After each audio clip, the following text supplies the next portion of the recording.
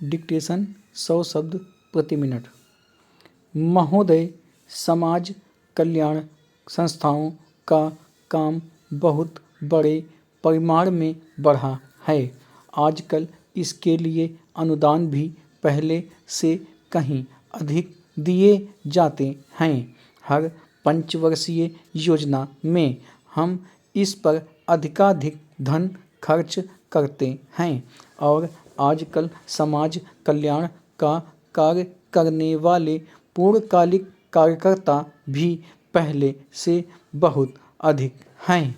लेकिन मैं ऐसा अनुभव करती हूँ कि जैसे जैसे हमारे व्यय और कार्यक्रम बढ़ते जाते हैं, वैसे वैसे इस काम में व्यक्तिगत उत्साह और लगन की भावना घटती जाती है। पैरा अध्यक्ष महोदय ने मिशनरी भावना का उल्लेख किया और मैं भी अनुभव करती हूँ कि आज वह नहीं है।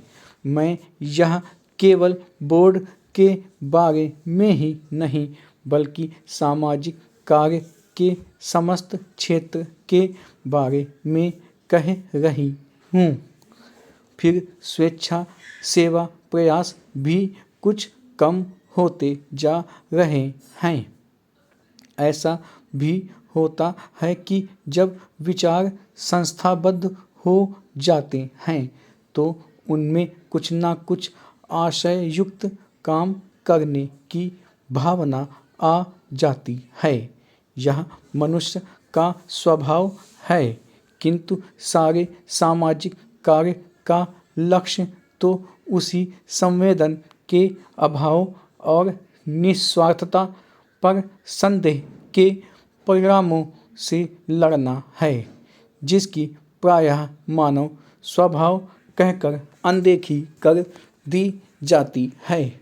मैं जानती हूँ कि जिस मिशनरी भावना से काम शुरू किए जाते हैं उन्हें बाद में उसी तरह बनाए रखना हमेशा संभव नहीं होता, लेकिन बेहतर संगठन खड़ा हो जाने के बाद समस्याओं के बेहतर हल निकलने चाहिए।